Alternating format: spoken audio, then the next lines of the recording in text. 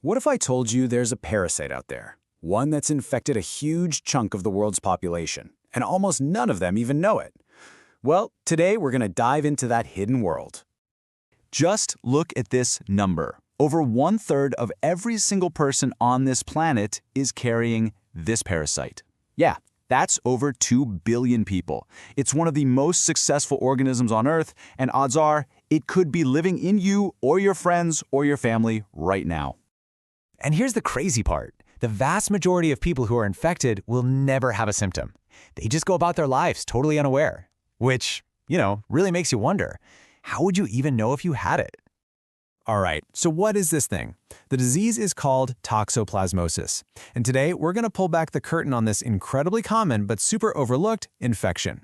We'll get into what it is, how it gets around, and, most importantly, what you can actually do about it. So, the culprit is this microscopic, single-celled parasite called Toxoplasma gondii. And what's so fascinating about it is that it's got this Jekyll and Hyde thing going on. See, for most healthy people, your immune system just keeps it locked down, and you might not even feel a thing. But for certain groups, like pregnant women or people with weaker immune systems, it can be a whole different story, and a really dangerous one at that. So the big question is, how does this parasite get around so effectively? I mean, if it's this common, where is it coming from? And how does it make the jump to us? Let's trace its path. It turns out there are 4 main highways for this infection. The first one, the one you've probably heard of, involves cats. They're the parasite's main host, and it spreads through their feces into soil. The second route is eating undercooked meat. Think pork, lamb, or venison.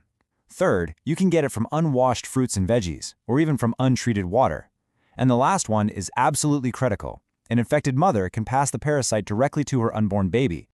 Okay, so who really needs to worry about this? This is where the story gets really interesting, because we're basically looking at a tale of 2 completely different infections.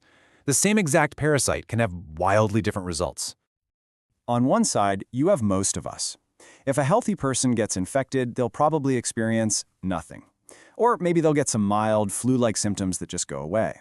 But for the at-risk groups, the story completely changes. People with compromised immune systems can end up with severe brain, lung, or eye infections. And for a pregnant woman who gets a new infection, it can tragically lead to miscarriage, stillbirth, or cause very serious birth defects. So, with such a serious potential downside, how do we fight back? Well, the good news is that when it comes to finding and treating this thing, we've got some clear and really effective strategies. And the first piece of good news is that figuring out if you have it is super straightforward. A simple blood test is all it takes for your doctor to see if you have an active infection or if you've had one in the past. It's a really common and reliable test. Once you know, the treatment really depends on who you are. For healthy people without any symptoms, treatment usually isn't even necessary. For the more severe cases, doctors have specific antiparasitic meds that can fight it. And this is so important. Pregnant women who think they might have been exposed should always get screened, because getting treatment early can make a huge difference in protecting the baby. But while treatment is great, the best strategy is always going to be prevention. And the fantastic news here is that protecting yourself from toxoplasmosis is totally within your control. So here's your playbook. These 5 rules are your best defense. Number 1, cook your meat all the way through. That heat will kill the parasite.